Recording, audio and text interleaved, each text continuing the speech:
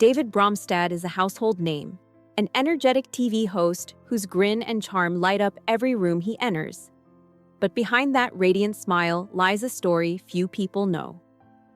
What makes David's joy so contagious isn't just his talent, it's the resilience he built through years of hardship. From a childhood marked by isolation to a career that rose from the ashes of lost dreams, his life has been shaped by pain, reinvention, and an unwavering desire to shine. This isn't just the story of a designer who became famous. It's the story of someone who learned to transform darkness into color, and who chose joy not as an act of denial, but as a courageous form of survival. What happened to David Bromstad, and why does he still glow despite everything he's faced? Let's dive into the truth. A small-town childhood with big challenges. David Bromstad grew up in the small town of Kakado, Minnesota, in a traditional Scandinavian-American household. Even as a child, he stood out, gentle, creative, and emotionally sensitive. These traits should have been celebrated, but instead they made him a target. In a community where conformity was expected, David's personality felt like a threat to those around him. As he entered adolescence, the bullying intensified, especially as prejudice against sexual orientation remained deeply rooted. David later recalled a horrifying moment in a 2008 interview with Out magazine. One lunchtime, over 600 classmates turned on him, making obscene gestures in a coordinated act of public humiliation. The most shocking part wasn't the crowd, it was the fact that the principal joined in. David described the moment as daylight hell, a memory that would haunt him for years. This event wasn't just cruelty, it was a public message that he didn't belong.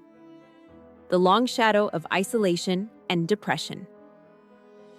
After that terrifying incident, David's world shrank. He withdrew into himself, afraid to be seen and unsure of where he belonged.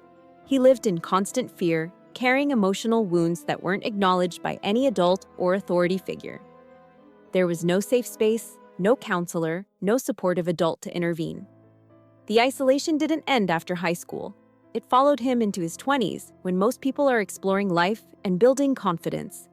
Instead, David spent years battling depression, quietly, privately, and alone. He described his 20s as a survival period rather than a time of growth. The pain was not only emotional, but also creative. The vibrant, expressive person viewers later saw on television was not the person he felt inside. The brightness was something he had to learn to create. It wasn't a natural gift. It was a decision he made to keep living. Art as refuge, creating color from pain. In those dark years, David found a single source of comfort: art. Drawing became his sanctuary, a place where he could communicate without words and heal without being judged. His love for color and design began as a form of self-protection, a way to rebuild his inner world after it had been shattered. Over time, the bold colors and energetic patterns that later defined his style became a personal statement, an act of resistance against the silence he had been forced into. His designs weren't simply decorative, they were emotional expressions, each color a small victory over the fear he once carried. David learned to speak through color, and in doing so, he began to transform his pain into power. What viewers later called style was actually survival. His bright aesthetic was a deliberate choice, a declaration that he would not be hidden or broken. A dream job at Disney, and the crisis that followed. David's talent eventually led him to one of the most competitive creative environments in the world, Disney Animation. After graduating from Ringling College of Art and Design, he achieved the dream many artists only imagine.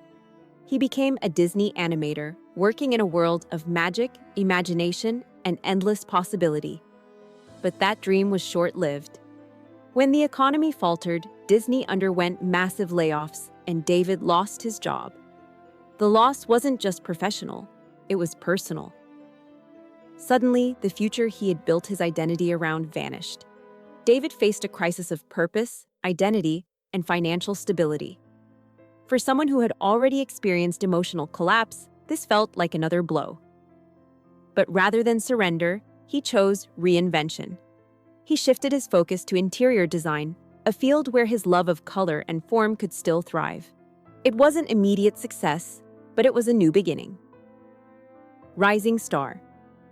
From design star to HGTV icon, David started small, designing children's rooms with playful, bold flair. His style was loud, unapologetic, and unlike anything most people saw on television at the time. In 2006, a friend encouraged him to apply for HGTV's new reality competition, Design Star. David entered with modest expectations, but his personality and creative vision quickly made him stand out. He didn't just compete, he won the first season, launching his career into the national spotlight. HGTV offered him his own show, Color Splash, which premiered in 2007. His episodes weren't just makeovers, they were emotional transformations. David used color to tell stories, to inspire, and to prove that design could be a form of self-expression. Later, he became the host of My Lottery Dream Home, where his warmth and empathy became his signature. The smile viewers loved was no accident.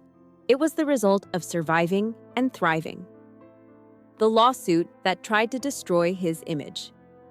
Just as David's career was reaching new heights, a shocking lawsuit threatened to destroy his reputation.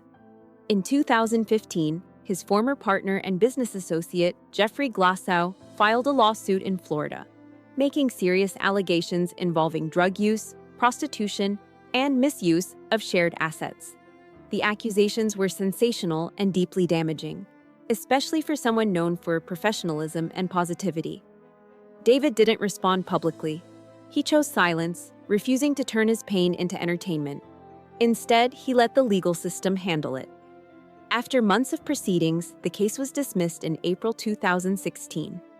The court found the claims baseless and even ordered Glassow to pay legal fees for abusing the system. David's attorney called the allegations false and fabricated, and David's quiet approach sent a powerful message. Integrity doesn't need noise to prove itself. A home that reflects his true self. A major milestone in David's life was buying his dream home in Winter Park, Florida. The 2,800 square foot house with 5 bedrooms and 4 bathrooms was more than a property. It was a personal declaration. Every design choice reflected his journey: bold colors, artistic patterns, and playful details. The home is a living gallery of his evolution, proof that he no longer needed to hide behind a persona.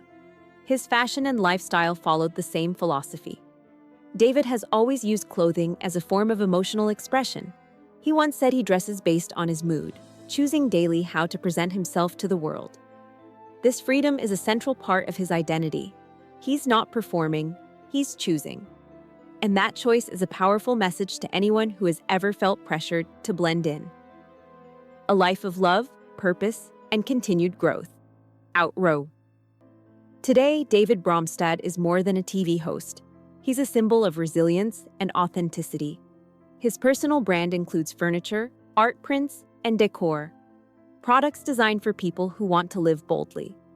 He's also recognized as an influential LGBTQ+ figure, appearing on lists like Out Magazine's Out 100.